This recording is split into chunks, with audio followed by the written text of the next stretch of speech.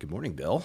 It is Monday, the 26th of August, and we had week 0 of college football over the weekend and week 3 of NFL. And we will start with NFL this week and some topics of conversation we need to address, headlines, things we saw out of the preseason games, starters, and the whole nine for where we can go right now.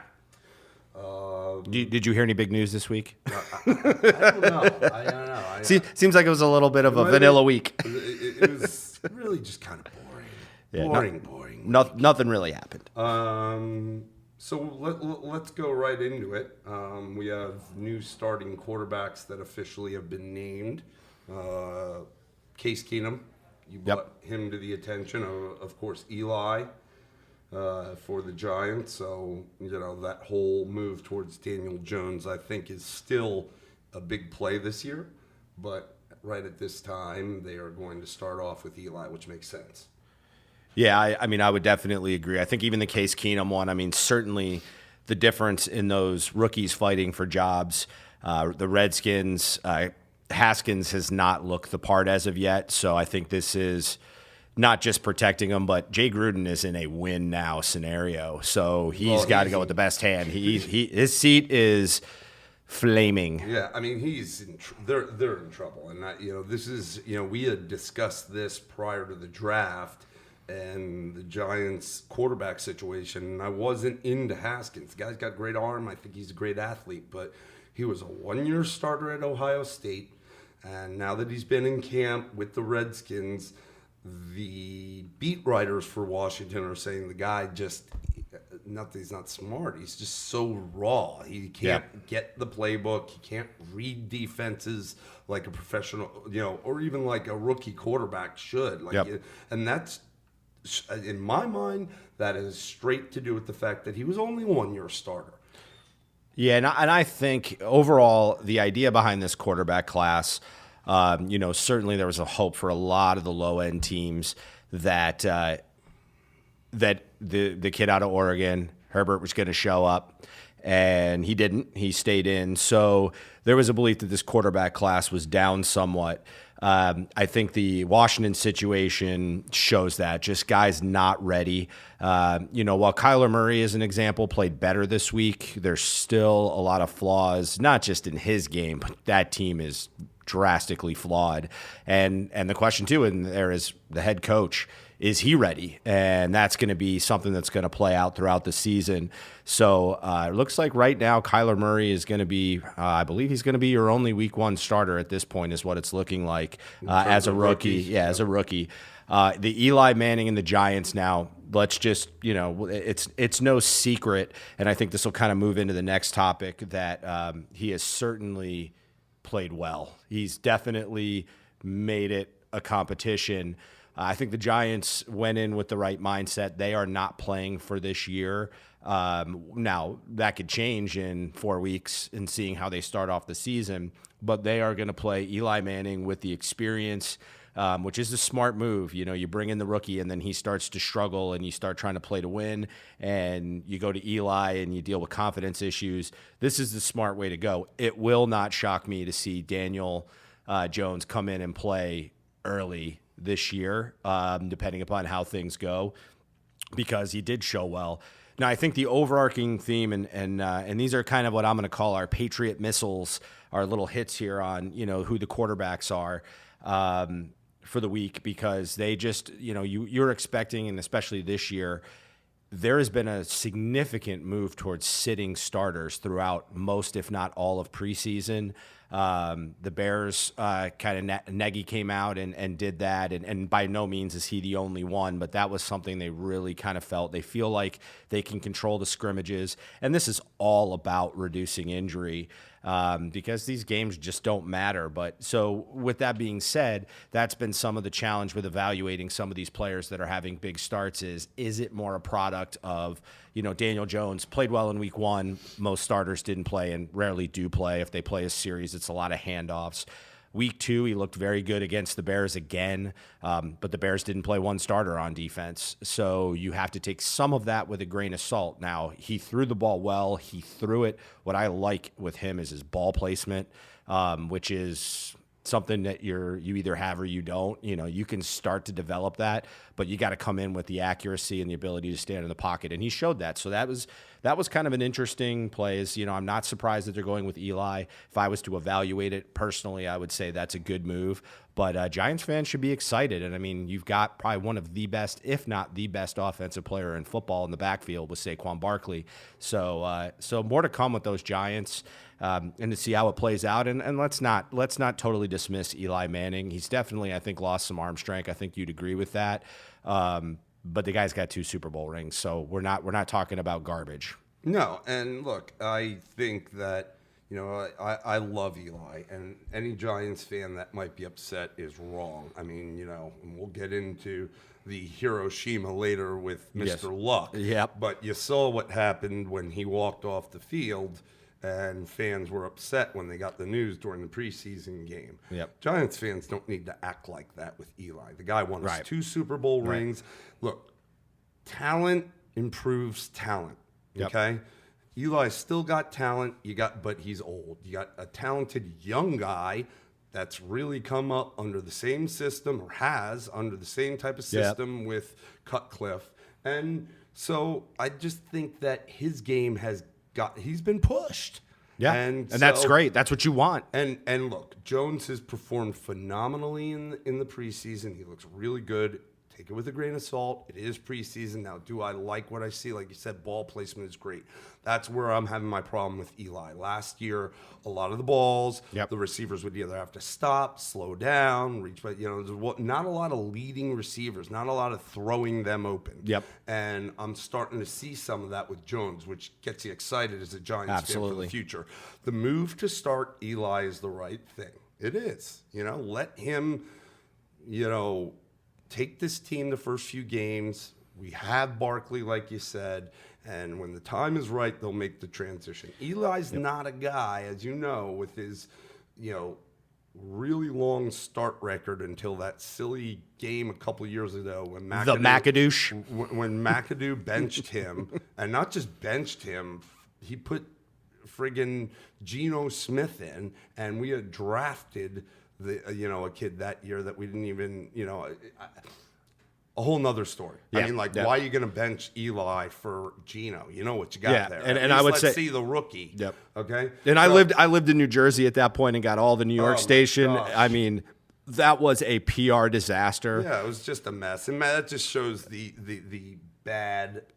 That just shows. I don't want to say bad, but that McAdoo was not a head coach. No, he wasn't, and that was very interesting. And I will say this: the Giants, being one of the really founding fathers of the NFL, and their family has been strong in this. The ownership family, the Mara family, and others, about making sure that the PR is right. And it was a disrespectful thing, and I think this is attuned to them making that right. Correct. It's not all PR. It is about protecting their future, and I think this is a smart move. Washington's is out of no other options, so I think it's just 2 different scenarios. Sure. So I mean, I like where they're headed in terms of what you said about Arizona. Here's my problem with the whole Arizona Cardinals situation. Okay. Mm-hmm. They got this air raid offense. They draft, the chosen one last year. They get rid of him to draft first-round pick this year, their very first pick with Kyler Murray, okay? They bring in Cliff Kingsbury.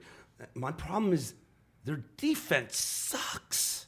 Yep. Their defense isn't good. So no matter what you do on offense, in my mind, the defense is going to make it way harder for you this year. So sure, you got all this great things that could happen on offense. Let me tell you something. If the defense doesn't help, that offense, the whole thing they're trying to do is going to be just complete issue, because it's going to be 3 and out. The defense is back on the field, who's already sucking wind, okay, not making plays, and then they're just going to be even more tired. So you did all this great stuff to address your offense. Your defense was just as bad, if not worse, last year. You didn't do you didn't make monumental moves like you did bringing in Kingsbury and then ridding yourself of Rosen right away and not giving him a chance and going to Kyler Murray. But you made these monumental moves there, but you didn't really do anything with the D.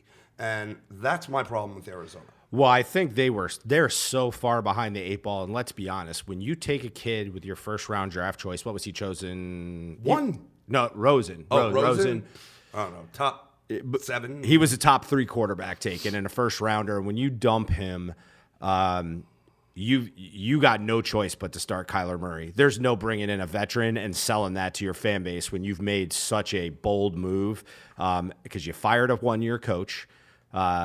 And moved him along. So, you went defensive, now you're going offensive. So that they didn't really have a choice. And to your point, I think they're going to suffer the pains of that with Kyler Murray. Whether he's the man or not is yet to be seen, but I think you're right. They are going to struggle. I think their weapons are even somewhat iffy on offense. And, they just picked up Crab Trizzle.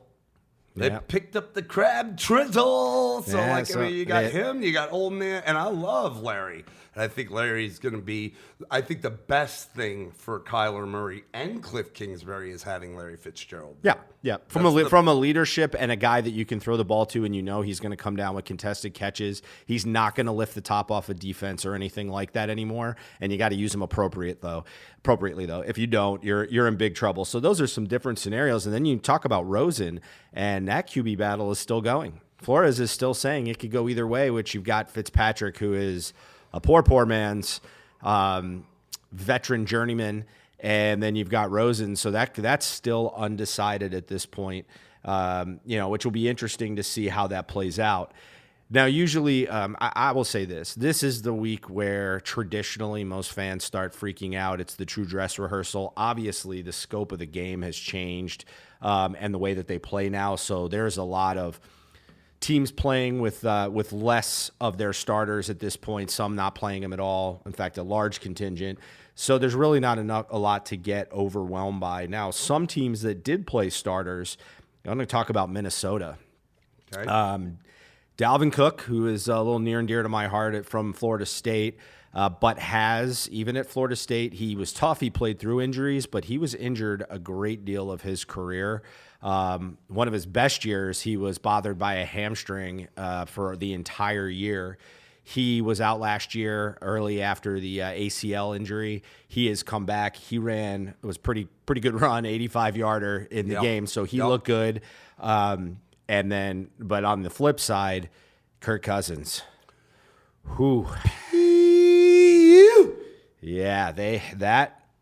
and I'm going to tell you, they're going to have to chuck the ball this year. And we don't need to bring Angelo in on the conversation about Kirk Cousins and how much he got paid and was he worth it. Yeah, he'll go nuts over it. And think this is Miami, who did not believe in Case Keenum. I said this last year when we talked about it. What people forget with Kirk Cousins is Kirk Cousins a better quarterback than Case Keenum? I'd say yes. I would say that he is. I guess. Now, here's the part that everybody forgot about Minnesota. Case Keenum was there and had his best year as a pro.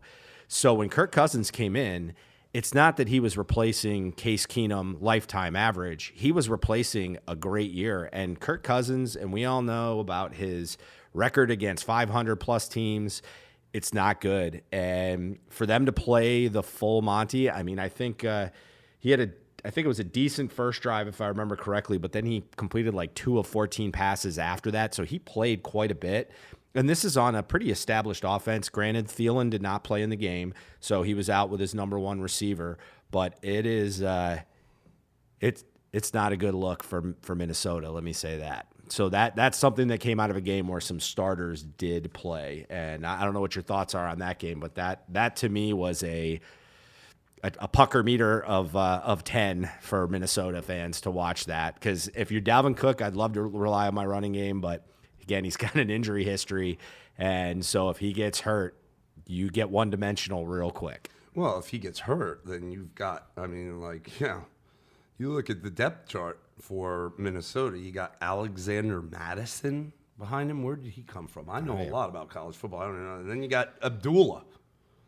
I mean, Amir Abdullah, which the guy was, I think he was a first-round pick. He was a very high pick for Detroit, and never officially won the starting job. Is he the Nebraska boy? I believe he came out of Nebraska, and now he's here, and he's third string. I mean, so if Cook goes down again, now here's the thing I will say.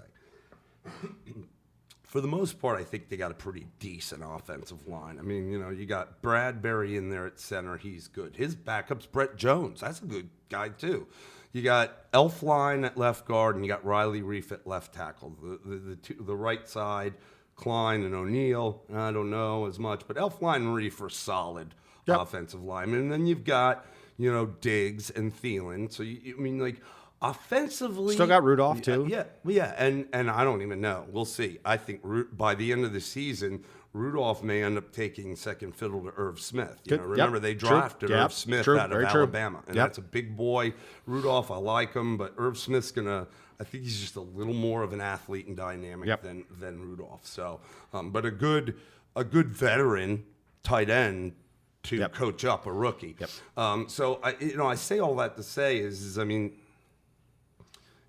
you got a division where, outside of Chicago, Detroit and Green Bay's defenses, nothing to be completely scared of. Sure. So, if they can get it going, they can get it going.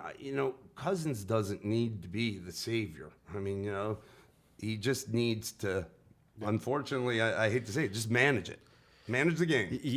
Yeah, I would say, though, in the age of where we were talking about in our fantasy, the level of quarterbacks out there has definitely, especially the middle of the pack, has improved drastically. And obviously there's some superstars out there, but you're going to have to win a few games to get to the promised land. But to get to the promised land, there's no more Trent Dilfers. I know. How many teams out there, though, can you compare to them offensively that are as solid? I mean, they've got what? That's the thing. The Giants may have Saquon Barkley in the backfield. Sterling's great. Evan Ingram's great. We don't know what's going to go on the quarterback. But it's kind of iffy. With this, Thielen's a good receiver. Diggs is a good receiver. Oh, their weapons are there. They got They got the weapons. So that's why I say maybe the guy doesn't need to be a superstar. I don't know about a superstar, but he's gonna managing is probably not enough. I think it's somewhere in between. I think there is gonna have to be a game where he's gonna have to win it. You look at the game that they won in the playoffs. Let's think about let's forget the NFC as a whole and forget the divisions. Let's talk about true contenders. When you start matching them up against, we'll stay in the division, the Bears. The fact is you can still get in a shootout with Green Bay potentially. We don't know what Green Bay is because there's still some concern over that quarterback head coach marriage. But you go into teams like Dallas, who's going to play good defense against you, likely going to be able to run the ball, not overly in love with Dak Prescott, but the offense, they're very much like that. They are the quarterback away kind of team. Yep. You got the Eagles. Go to the AFC South, you're going to have to play Drew Brees. We're going to see if the NFC South, you're going to have to play Drew Brees. You're going to have potentially a Falcons team that could be regenerated and play better. And Carolina potentially, though I would say they're more fringe at this point. We don't know enough to see how that's going to play out. And then you can go out west even. And, you got the Seattle Seahawks. So you start looking at these teams they're going to have to match up against.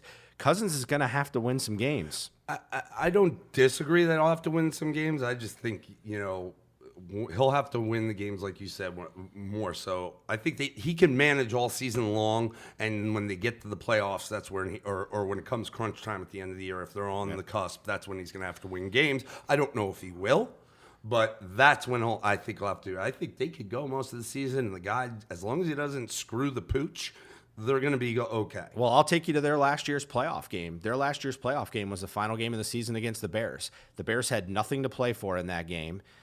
And they still took him to the house, and he couldn't get it done. So, that I get it. There's not a lot of alarm bells that are going to ring in the third week of the season from a play standpoint, just given the way that teams aren't playing as much. That was one I came away from that is just, I guess my point is it's a continuation of the tale that's been known as Kirk Cousins, and it's something to watch out for.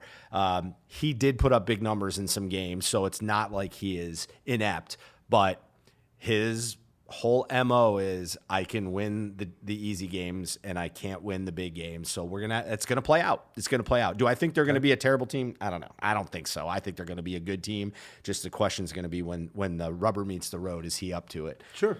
So I'd say probably the only other thing before we get into some of the bigger stuff, and I'll let you lead this because you've really watched it, is AB. AB, what are you thinking? So it's played out a little further. I posted something on our Facebook page. If you hadn't seen already, it's the audio of Drew Rosenhaus talking to a reporter, a journalist about AB. And so the most recent news is that AB lost the second appeal for the helmet, his helmet grievance. And so Drew Rosenhaus came on and said, we lost it. It is what it is, basically. He'll be wearing a regulation helmet. So, Rosenhaus made it sound like, we're going to cave. AB's a good guy. He's going to agree to, disagree, but he'll get out there. He'll be he's a team player type thing. And then he drops the we've got plenty of people reaching out to us to make a custom helmet for AB. So my post is, what you're telling me is it was a ploy all along to get AB another big advertising deal to make some money. I jest, but there might be some truth in that. So read between the lines of what Drew's saying. The bottom line is this. The guy needs to get on the field. I don't know, everybody's all hype. I don't think Derek Carr, he's better than Kirk Cousins in my mind, but I don't think, he's a great quarterback. I'm hoping that somebody like AB, for fantasy perspective, that he's able to really throw him open, get him when he can, because, that was one of the great things I think about the Roethlisberger-AB connection. There were times I saw that ball, like there was nothing there, and he just had that relationship with AB. Mm-hmm. And that's why AB needs to be on the field. He needs to have that just like be completely in tune so that, if all else fails and Carr drops back and, goes through his progression, sees nothing, maybe doesn't have a lane to go to, if he's got that relationship with AB, he might be able to last minute just throw one his way and throw him open because he's that talented. So I think it's kind of, you watching the Hard Knocks as we talked about, it's weird, looking at AB not in his Steelers uniform. He looks old. He just looks older. It's like he left Pittsburgh and, aged a decade. Mm-hmm. When Antonio Brown came into the league, he was a bit of a nobody. He certainly wasn't, I don't think he was the number one receiver. I can't even remember in the draft, but he wasn't, a big-time, well-known receiver, and he made a great name for himself. And I liked him at the beginning because he seemed like he had a quiet confidence. He'd go about his business and make things happen. Here we are, years and years later of him being in the league, and, the guy certainly reads his own press. He does his silly, Pizza Hut commercials, doing some kind of dance. He's got some messed up hair. Really, man, I'm sorry. Are you trying to start a new trend with the hair the way you have it and then pretty much buzzed down and then the back all of a sudden you got these weird, it just looks weird. Yep. Okay. I know you're trying to, maybe be different or start a trend, but just do your job. Okay. You're an adult professional football player. Bottom line is this: dude needs to stop bickering about the nonsense and get on the field. I think we addressed it when we were talking on one of the podcasts about Hard Knocks. Mayock was sick of this. I love Mike Mayock. He's like, you're either all in or all out. Yep. And apparently, he said he was all in. So, it's yet to be seen. In relation to fantasy perspective, to kind of tie both in because we talk about it. AB is not. He's going as a wide receiver 2, maybe even 3, because of the questions. Right. I think he might solidify himself as a wide receiver 2 in fantasy or higher if he had been out there the whole time, and you could see some things in Hard Knocks that make you say, "Oh man, we need to keep an eye on this." People don't have confidence. The guy is one one of the best receivers in the league, and all of a sudden he's a wide receiver 2, wide receiver 3. There's some questions there. Right. Thoughts? Listen, this is just a reality. Everybody wants talent. You're telling me a story about a prima donna wide receiver. Never heard that one before. Teams, this is the part I don't like, and this is where it comes to teams, and I'm talking about players, but I'm also talking about the front offices, hate this kind of drama. If you want my truth, we can talk about all the social justice and everything with Colin Kaepernick that you want, but the truth be told, the reason that guy's not playing in the NFL is he's a backup quarterback, maybe a fringe starter, and nobody wants to bring that drama into camp. Has nothing to do with his talent, has nothing to do with race. I really don't believe any of that. If he was a superstar, if he was AB, people would tolerate it. But the reality is nobody wants the drama. And you can see the drama, even of one of the best receivers in the NFL, is wearing on the team. So it's going to be interesting to see how that plays. He's playing for, in today's world, an old school coach with an old school GM that don't really dig all this me crap, and he's playing it. So it's time for him to put up and shut up, and that's just going to be, and you can tell it's coming from the team. So that's going to be interesting to watch it play out, but the truth is it detracts from football.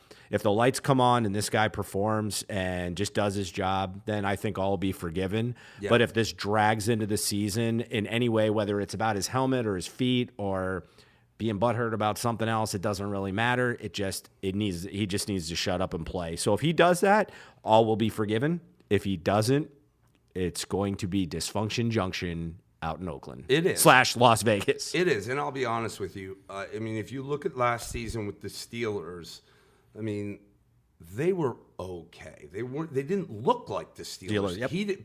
They didn't look, and I'm not. It's got nothing to do with Le'Veon. I mean, when the straight, Roethlisberger to Antonio Brown connection. Now, keep in mind, you drop Juju in there, and he's really good too. Yep. But then the drama that started to ensue mid-end of the year where, you never Antonio Brown, I never saw a ton of drama in the past, but last year it really brought to the forefront, like things that he said, the little bickering between him and Roethlisberger last year. It seemed like his game, wasn't to the highest level. And I feel like these distractions, are a part of that. Subconsciously, it can affect you. That was straight up a little bickering match between him and the guy throwing him the ball. Yep. You can't have that. So you fast forward to now. The guy, I hope he learns that the nonsense and the distractions don't help anybody. Yep. So, if you want to play at your highest level and really, truly have a shot, and he said, I think under his breath in Hard Knocks, like, we have a shot, making it sound like they have a shot at the Super Bowl. Not if you're going to have all this nonsense. Not going to happen. Yep. So, I agree with you. The jury's not out. Yeah, so it's interesting. And just some quick little tidbits. This is the part we hate to see, and we're going to dive into this deep right now. But the linebacker for Jared Davis for the Lions went down, and also I think it's their center, Ragnow. Is their center, I believe? Ragnow, I think so, yeah. Yeah. So these are the kind of things we hate to see in week 3. Patricia's coming out and saying they're not season ending. He's not saying they're not serious. Problem with Davis is he's scheduled in as a starter. He's only in his second year. He was their leading tackler. Missing that kind of time early in a season could be detrimental. Again, I don't think there was high expectations coming out of Detroit, at least not for the rest of the world. Detroit fans always think they got a shot at the Super Bowl. Sure. Well, but Ragnow too. Just seeing injuries is an ugly thing. It always then you jump into the question about playing these guys in preseason. Right. One thing I have to say, you don't want to overplay them, and I know it sucks to lose a guy that's a starter in preseason, but I think about it like this: so if you didn't play him like the Bears, who's to say they're not going to have this problem the first game because they didn't get out there and start? It could happen. Yep. I think it's in the preseason, and you're upset, so you don't play those players. and so they don't get hurt in the preseason, man, the first game they could go down. It's True. the same thing. The body is the body, man. The wrong hit, you're going down. Yeah, and I think it's the same. It probably is the same argument as resting players at the end of the season when you're heading into the playoffs. Right. Do you lose your rhythm? Do you lose your momentum?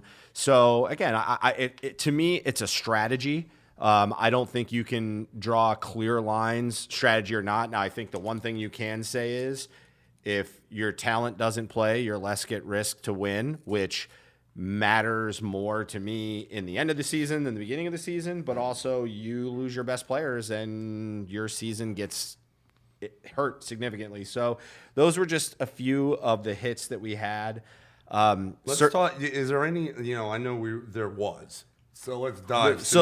Right into those were other preseason notable injuries. Those were our Patriot Missiles. Here are the Daisy Cutters. The Daisy Cutters. All right. Can we say that the AFC South has seen a massive, massive change? Oh, thick. So we'll leave the what? FECK to keep it clean. What's the difference? That'd be the E. That's the E. It's E, not U. So we're going to start with the Texans, and I think this is a team in some serious trouble. I hate it because, I'm a Clemson guy. I got, my two studs, Deshaun and Nuke. That is the only two studs. And Nuke will do his thing regardless. I'm not worried about that because he's not getting crushed behind the offensive line like Deshaun did last year. And here we go. They try to make some improvements, get him some people up front to keep him upright.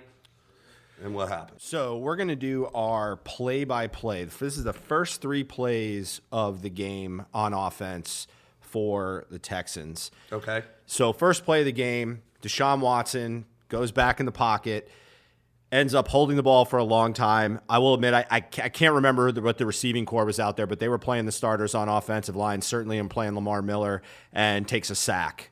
Not good. Not a good sign for a quarterback, like Deshaun Watson. As I mentioned before, that he's always an injury risk because of the style of game he plays. He's uber talented, but that scares me. So he takes the sack. Next play, and we're going to get into this with a little bit of depth, Lamar Miller takes a shot to the knee. It does not look pretty. We haven't seen yet whether it's an ACL tear. It is an ACL. They have confirmed. Yep, they have it's confirmed. An ACL tear. He's done. So that was the expectation, but he is done. And then the play after that is Deshaun Watson rolling out, holds the ball again a long time, trying to make a play upfield, strip sack. Dallas gets the ball. Deshaun Watson doesn't play the rest of the game. So those are your first 3 plays. What I guess I want to state, because as we get in the injuries, there's going to be massive implications in the AFC South overall for the rest of the conversation. But the simple fact is Dallas handed Houston their heads and did it with starters in early on as well.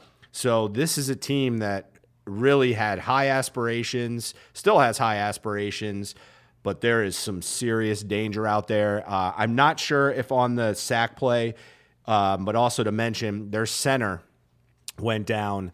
Zach. Nick Martin? Oh, is that what it is? Zach Fulton's a right guard. Oh, he's a right guard then. Zach guard. Fulton. Zach Fulton went down. So right guard. I apologize. I thought he was the center. So disaster. Yeah. The start of the disaster for the AFC South. And now we're going to just talk about this is our daisy cutter. This is the thing you really don't want to hear about in preseason. It's the reason why teams are afraid to play starters, because now this team, due to injuries, is going to get spun hard, and we're going to see how they land. Yeah, and being, I think I've said it. I'm a New York Giants fan, obviously. I've never had a second team in the NFL I really root for, and over the past couple of years, it's become the Texans, which is great because they're in the AFC, and I'm a Giants fan in the NFC. But obviously, because I'm a Clemson grad, you got all my boys there. Yep.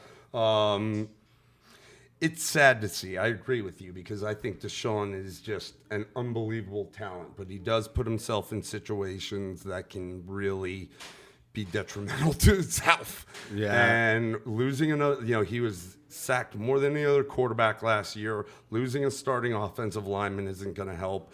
It's even worse, losing your lead running back. I don't think Lamar Miller is an end-all, be-all back, but he was solid, and at the end of the year, he started to really help the team. You look at their depth chart. I think that's the real drama there. Running back right now, behind him, we have Duke Johnson, who they picked up from Cleveland. Okay, we've seen Duke do good things, but he's a third down back. Never been a starter in the league. He was the starter at Miami and obviously ran all sorts of routes. Since he's been in the NFL, you don't see that guy go between the tackles. So, having him a first, second down back is going to be hard. Behind him, they got these guys. Buddy Howell. Who's Buddy Howell? I don't know. Again, I know a lot of players. Josh Ferguson, and then you go fourth string in the depth chart. You got Tywan Jones there, Karan Higdon.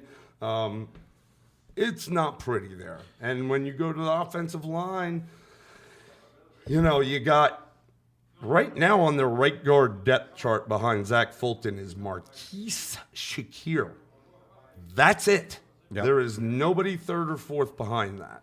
So I think you mentioned in an off mic is, they're going to have to start to look for people at both those positions. Yep. You're going to have to try to, spend some money and bring somebody in.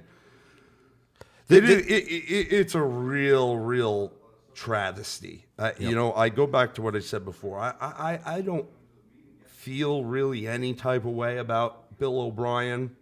I think he's a good coach. Is he a good head coach? At this point, I don't know anymore. I know he took him to the AFC South, taking the AFC South title for multiple years in a row, but I just don't know. I don't know if he's the guy as a head coach. So it's a mess. Houston's in a little bit of trouble, and it really is going to have a dramatic impact on the rest of that division. Yeah, I think it's less about the value of Lamar Miller. And again, this is not to kick a guy while he's down. It's more about the identity of the offense and the need to have a running game that you can sustain, whether it's stellar or not. Because we all know that Deshaun Watson is part of the running attack. But you want to be doing that in situations that you can control, not in a standard where you're trying to just extend plays and keep drives moving, because then you start putting your quarterback at risk in more dangerous plays. And I think it's the depth. You hit the depth part of this. It's so dangerous. And I will say this, and not that I want to make this all about fantasy, but I had clearly, and you did too, Mahomes and Deshaun Watson up top. And I got to tell you, if you're looking for consistency week in, week out, this brings Deshaun Watson down for one simple fear. If he gets hurt, he could be, if you're taking him that high in your draft and he gets hurt, he could destroy your season. Yep. And that is the part that scares me with him. It's not that Deshaun Watson isn't going to do Deshaun Watson things. We know that. Like, he is. I'm just not sure. I mean, remember something. This was the most sacked quarterback in the NFL last year. Yep. So just a dangerous thing. We're going to, you're going to have to watch how this plays out. Well, they could make a trade. I got to be honest with you. I could, who I could see him going after is some of the talk in Philadelphia potentially. I could see him going after like a Jordan Howard. And if that, it depends on how that plays out, because Miles Sanders has been doing well in preseason. I don't know if anybody's really sure whether that's going to go, but I mean, that's the type of player that I could see, like you said, running between the tackles. He's a first and second down back. You used Duke Johnson as you are, but again, I'm not a GM. I don't even know what the discussions are. Here's the other thing to keep in mind with the Texans. Clowney's not reported yet. He's still holding out. And now trades are still on the table. Trade rumors. Now that this has happened, I think right now with the Clowney thing still up in the air, I think that they can use that as trade bait now. They certainly need it. You're talking about, if you're talking about the Bills, they don't have any backs to trade, but they will have some linemen that they could trade. But now this opens up a whole different, set of trade opportunities for them. They could start looking around the league at other people that might want Clowney. And here's the thing. Unfortunately, they may have to cave a little bit. Yep. With Clowney. Like before where they may have had the leverage on a trade for Clowney, they're be putting themselves in a desperate situation with these losses that now that trade may, that's going to lose some of that leverage because now they're becoming more desperate. Yep. Other thing that worries me about this, and we'll get into, again, the Hiroshima with Luck, but J.J. Watt came out and commented on the whole Luck thing. Because why? He understands. The guy's been hurt a lot too. He's getting older. Great player, but the guy hasn't played a full season in like 3 or 4 years. So, and then you got Clowney missing out, your whole defensive thing. This is troublesome for Houston. They're getting themselves in a bit of a pickle here. Yep. Good, a little bit of an update. Latest update we're seeing too on Zach Fulton is diagnosed with a mild turf toe. Good that it's not serious, but turf toe can become a really bad season-long injury. A nagging season-long injury. And it's a push-off. You think about what a guard does. It's a push-off position, especially in the run blocking where you're moving forward. So, more to be said on this. Let's just say fantasy impact of this and team impact. Team impact, I think we've covered, but the fantasy impact, this at the same time hurts what's likely thought as a number one receiver, which I believe is the number one receiver in Hopkins, and also hurts Lamar Miller, obviously the running game. I would say somewhere in the third quarter of the Miami-Florida game. So we're watching, I hate to interrupt, but I gotta paint the picture. We're sitting there watching the game, taking our notes of the Miami-Florida game, week 0, first big college football game, even though there was some Youngstown State Sanford earlier in the day. And during the game, like he said, I don't know, third quarter or something, Dave leans over to me and goes, "Oh my God, Andrew Luck has retired." And of course, I did a double take. I'm like, yeah, what? There were some expletives. So WTF? Yeah. So that happened. Yes. And discuss amongst yourselves. So here is Hiroshima. So as we do that, we walk outside real quick. Off to the northwest, we see a giant mushroom cloud. That would be in Indianapolis. Yes. So I'm going to talk about Andrew Luck, the man. And I want to just say, totally follow this guy. If you haven't yet, you can check out our Facebook page. There's a couple of good cuts on there about him from other websites. One really neat showing him mic'd up in several games where he's getting tackled. And this is a guy, I'm sorry, I know Indianapolis fans are very, very disappointed, but this is a likable person on several levels. The kid is just got a great personality. He is certainly, a Stanford grad, so a smart kid. And, he dropped another bombshell that people forget, which was him coming back for that last year at Stanford. A lot of people are like, I can't believe it because he had done so much.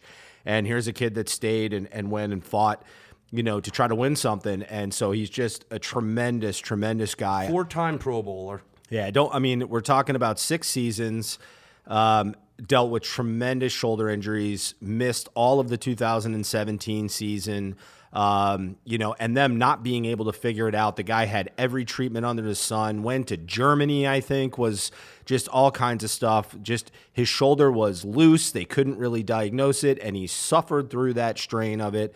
And then we get into week 2, and all of a sudden the reports come out about, is it a high ankle sprain? Calf, is it Achilles? And they couldn't clarify what the issue was. And so this guy has just struggled mightily through injuries. And what I think is kind of interesting is over the last 4 to 5 years, you've seen a lot of players retiring, many related to the head injuries at very early ages. I remember there's San Francisco linebackers that retired early. This is the first superstar that we've seen this happen, and I don't think will be the last, for reasons like this. The fallout was from all over the place. I mean, the shock and awe of it, You saw the reaction from the fans. I understand their frustration. This is a team that many believe was going to compete for an AFC title. I have to say, bad look on the Colts fans at the game. Awful. Well, and booing them. Understand the frustration, but it's a bad look. It's a bad look. Listen, the fact of the matter is that these guys, these fans have, it really is going to stain Indianapolis for the rest of their known existence for now. I mean, you can't do that. You can't take off your luck jersey, the guys at the game, and boo them. If you listen to the press conference, one of the last questions he was asked was, did he hear it? And he said, and this is prototypical Andrew Luck. He's not going to skate around the matter. Nope. He's not going to avoid it. He took it head on. He took it head on. He said, I'd be lying if I didn't tell you I heard that, and if it didn't bother me. If it didn't bother me. And that's awful. That is awful. Okay? Yep. The guy has done great things for you. You lost, you move on from the greatness of Peyton Manning, and you bring this guy in, and he just picks up where Peyton left off, except he gave you hope for the future because he was still young. Now it stinks that you've lost the guy. But Jiminy Christmas, do you for those fans, do you play the game? Do you know what it's like? I mean, you don't tell me, I played high school football all the way through high school. I have no idea. I can only imagine the pain and suffering these guys have to go through. Yeah. Playing through pain, trying to get right, and he's the quarterback. He's no coward, and that's the way he was booed, as if he was a coward. Yes. People were making it sound like he was a puss.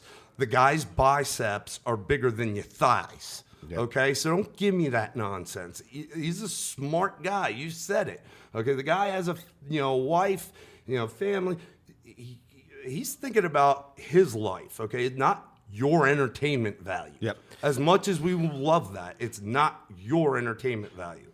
And he didn't walk away out of a lack of desire. That truly came across in his press conference. And like Bill said, he faced this thing right out of the gate. He faced the forefront of it. The truth is that wasn't supposed to be released. So let's also put that out there. That was not supposed to come out. Like his teammates didn't know, and we had asked that when it happened. Nope. I wonder if he had already announced. He had to have told his timeline was he had talked to the team representatives, I believe coaching and the GM on Monday, and talked about this. They had the idea that they were going to release this on Sunday.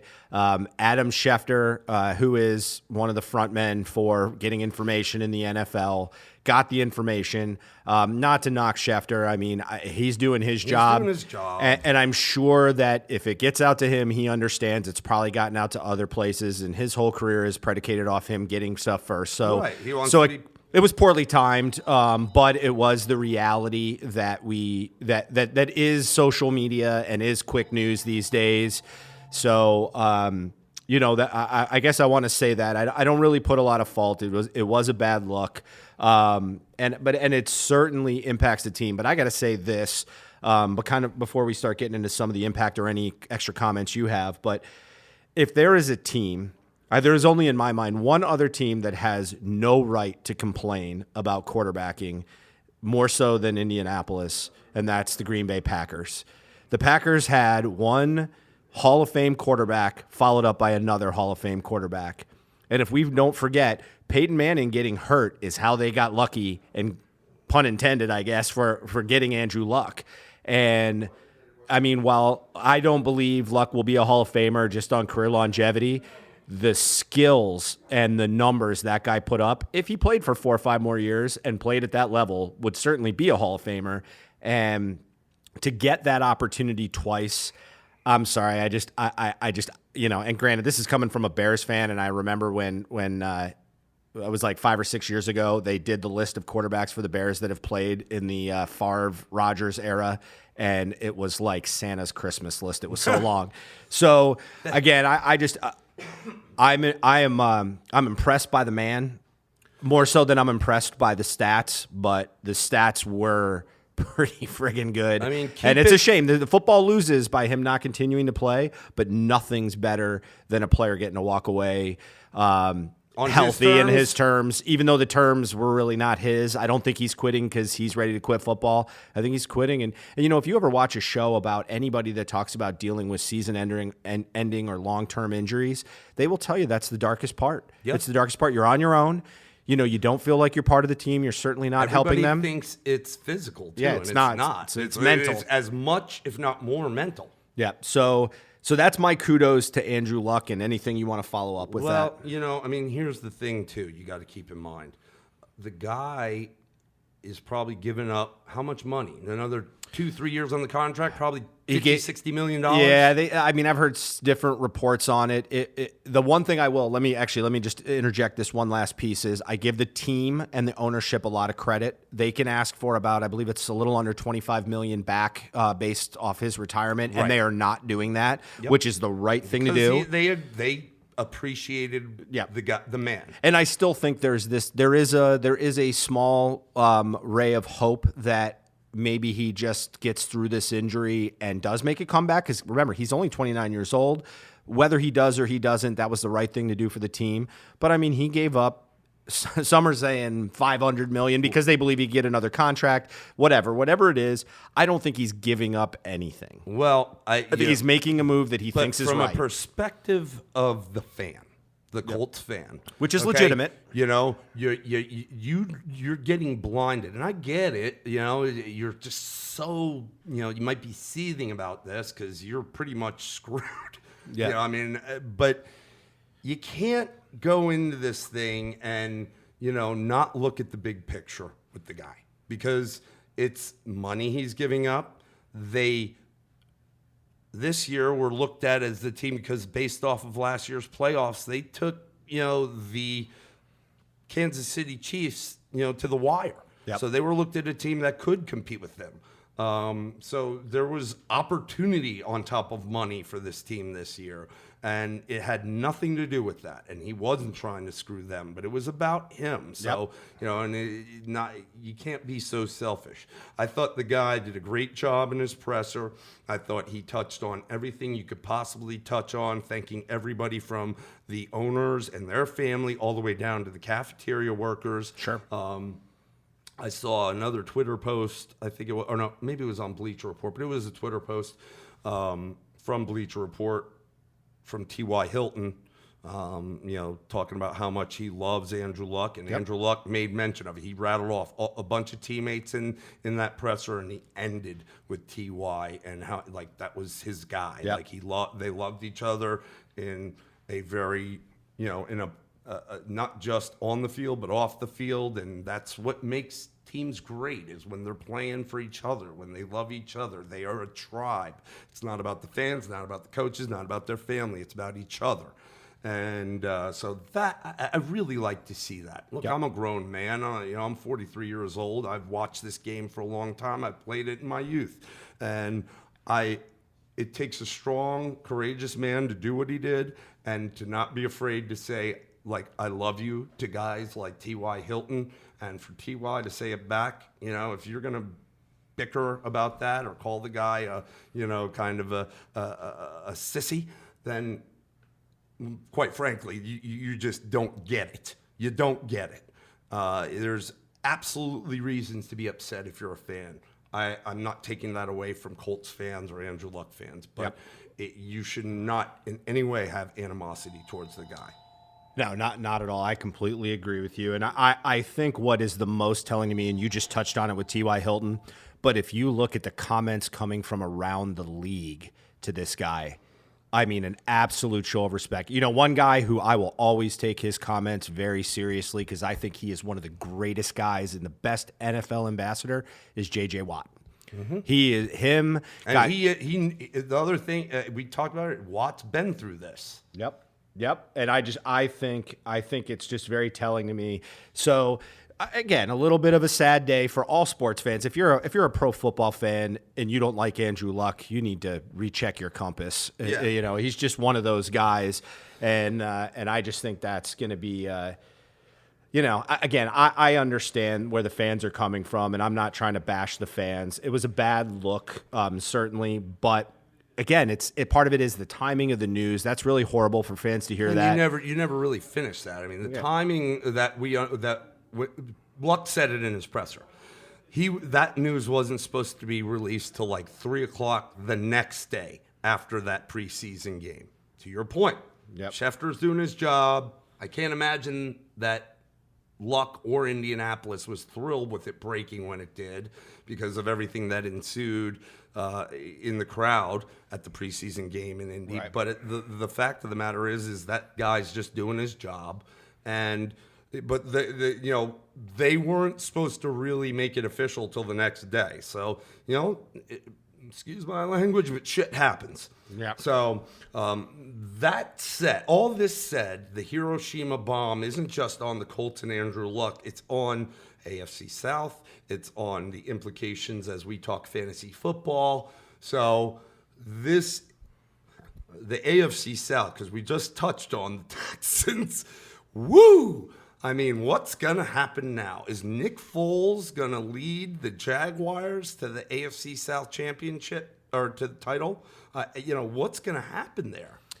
Yeah, I would say this. And what are your fantasy football implications? Well, let me I'll say this. I don't believe Jacoby Brissett is a bag of garbage. I know he's not Andrew Luck. I think this team still finishes over 500, but I would tell you Andrew Luck to me is 4 wins a year, probably solidly right now. So you're talking about a team that went, I believe 10-6 last year. It was 11-5, 10-6, I believe. I think they were 1-5, and then they won maybe they were 11-5. But we'll look that up. But they had a tremendous end of the season. So I think that hurts him. And the style of his game, he cannot. I don't think anybody really, beyond your top superstars, can really push the ball down the field like Luck can. 11-5. 11-5. Okay, so Colts were 10-6, so they won the division. Okay, all right. So you're talking about it definitely has a major impact. I would say, certainly your 2 biggest, or probably 3 biggest offensive stars from last year are going to be Ebron is probably the number 3. Number 2 is Marlon Mack, and then number 1 is going to be T.Y. Hilton. Right. And I think they all, if we're talking about draft stock and fantasy, have all taken a big hit. Like they have. There's no way around it. You can't dance around it. I don't think they're garbage, but they went from, specifically T.Y. Hilton goes from a second-round guy, maybe even pushing into the first round, depending upon your views on it, but is definitely taking an impact. You got to rethink your strategy, because now the part is, now we have to figure out what is the Colts offense. Well, I mean, the big thing with you mentioned Eric Ebron. I mean, his value last year was he scored a bunch of touchdowns. I don't know if you're going to see that. Doyle's back too. Right. Doyle's back. You also got to take that into consideration. And I think of, a guy like Brissett. I know he's been around the league, but, he's going to get in a situation where starting out the check down may be his friend. And I say that to say that because both Ebron and T.Y. are check down type guys. Ebron's tight end, and with Duke, you'll have him as a check down, but we don't know what's going to happen there. So if he's just in on third down, okay. Same with T.Y. He's a slot. You could check down him if the play is called that way. I think T.Y. still will have some value. I'm a little worried about Ebron, again, because his dependency last year was a lot on the fact that he was very, very high on the touchdowns for tight ends. It's going to be interesting. I would drop. They all drop a little bit. Yeah. I think that nobody goes in the toilet. I think T.Y. doesn't go too far just because he's a good talent. Sure. But I definitely think you're talking, Ebron's going to slide a lot. Because if you're looking at fantasy football right now. I think beyond just the Luck, though, thing that you mentioned, the Jack Doyle scenario was already in play. But beyond, in fantasy this year, you got Kelsey, and then the way they're saying it, Kittle and Ertz. And then there's a drop-off. And then you got your O.J. Howards, Evan Ingrams, Vance McDonald's, and then there's another drop-off tier from there. That's the way that the way their ADP really has been ranked. And that third tier is where you're seeing Ebron fall with a David Njoku type guy.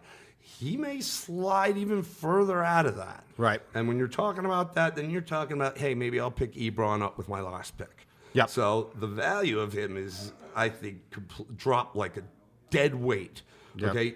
Ty, little bit different because he can make plays. The guy knows how to get open, but he does lose some value. Yeah, I'll say this. Marlon Mack, his value, I'm not sure it'll happen in the drafts, but his year-end value may increase. It may. Because we're talking about probably the best offensive line in pro football in the Colts. And do you go to a more running-centric type offense? I know Frank Reich is, he comes from that Andy Reid, Doug Peterson mold. So, and he did, let's not forget his situation last year. I mean, the Patriots screw job with McNuts, what's his name? McDaniels, from Josh McDaniels. Going there and coming back. And Frank Reich was kind of the afterthought. I like Frank Reich. And Frank Reich made it happen last year with Andrew Luck. The two of them worked very well together. I mean, I believe if they finished 11-5, I think they were 1-5 starting the season, if I remember correctly, and they rattled off 9 straight wins, right? No, 10 straight wins. Yeah. So, it was something otherworldly. So just, I think he's smart enough to adjust. The offense that they run does allow for the running back to get more play. If Brissett can push the ball downfield, it's going to be a different offense, but it's going to be one that is still going to have to be contend with. I think really what happened, if anything happened in the AFC South in my mind, is it moved from a 2-horse race after this weekend's Daisy Cutters in Hiroshima to a 3-horse race with Jacksonville. They have a chance now to make some noise. Now the defense on that team has to drastically improve off what I think was a horrid year for the talent they had on that team. I think. Let me interject really quick, Sure. just as you're saying Jacksonville and Jacksonville defense. The most noted player on that defense is who? Jalen Ramsey. That's right, your Florida State boy. And man, does that guy love to run his mouth. Yeah. Now, let me also say that. Wait. Okay, all right. Okay, he loves to run his mouth. This is a tweet from Mr. Jalen Ramsey about Andrew Luck. Amazing football career in person. Good luck on your next chapter in life, even though you don't need it. A guy that loves to talk junk. Yep. And even he tips his hat. Now, there's probably some part of that he's, cheering in the background because he's a defensive back for, an opponent in the division that now he doesn't have to face Andrew Luck. Yeah. But everyone should feel that way. The guy the past couple years, despite his game, has been running his trap. And he said just a quality thing about Andrew Luck. It just, again, you mentioned earlier the players that have come out in support of Luck. Yeah. Yeah. And let me just say this. I know Jalen Ramsey in the sense of I followed him as a Florida State player.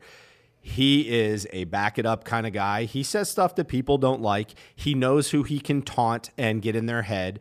He's a psychological type player. But if you look, he's got a history of saying recognizing some very talented people, and he understands the game. Again, I'm not a big run your mouth kind of guy. I don't really like it. So sometimes I'd rather he shut up than talk. But again, if you back it up, but to show the respect is good. But I one other thing to say too about Jacksonville, and this talks about that retirement thing. This probably very quietly happened, and this is another guy I know from our championship winning team. Telvin Smith, a middle linebacker for Jacksonville, retired this year too as well at a very young age. Yeah. And he was an overachiever at Florida State. He was an overachiever, always thought to be too small. He's a tackling machine, and he did it quietly. And there's, talk about he's got family issues. Now, I'm sorry, I use the word retirement. He stepped away from the game. There is, talk that he'll come back, but he's going to get some things in his life in order, whatever they may be. But you see it's been happening in the NFL with this kind of stuff. It's just not happened with a high-profile player like that. But that's still, Telvin Smith's still a Pro Bowler. So, you see this stuff happening. You just may not pay attention to it this much. But I do think it has become a 3-horse race, at least starting the season. Again, the week 3 of the preseason in the NFL and the first couple of weeks of college football are overreaction weeks. Luck is certainly one I don't think you can overreact to. It's a bombshell. But, it's even these injuries. There are things that Houston could do to recover and things like that. So we want to see it play out. I'd still like to see Indianapolis have a very good season because I like watching their team. I like their coach, and it's going to make it more interesting. But it truly, it's going to have some impacts, and we're not going to get the chance with Indianapolis, which is interesting, to see the fallout of this because nobody plays anybody in week 4. So we're going to learn what Indianapolis is on the fly. Yep. So it's going to be kind of a cool thing to watch, see how that dynamic works. And don't forget, Jacoby Brissett came in and played when Garoppolo got hurt when Brady was out. And he had some good games. Again, I'm not going to sit here and sing the praises and tell them they got another Hall of Famer or anything like that, or even a solid starting quarterback. But I don't think we can write it off as they're dead yet. And so, again, I guess I just want to wish Luck the best. Tremendous person based off everything that I've seen. And nothing speaks more to me than your competition talking about you. And everything has been, a gold star. So, and interesting. To your point, we'll throw a few things up there on the Facebook that we haven't already. So go check it out. But it's going to be, like Dave said, there's a video clip of him getting sacked left and right and just saying, "Great hit, big boy," and things like this. It's just class act. I'll throw the thing up, maybe the presser as well. Sure. As well as the little post that TY did saying how much he loved him. Just a bunch of stuff just because it's relevant. I don't want to overwhelm it, but this is relevant stuff, and I do wish him the best. It is sad to see the guy go for the selfish reasons that I enjoy the type of player he is. There is not a lot of, let's face it, the pro-style quarterback, the game's changing. There's not a lot of them. Yep. So, who you got left out there? You got Brady and Eli. Those are two of pro-style quarterbacks that are aging. Roethlisberger, they're aging.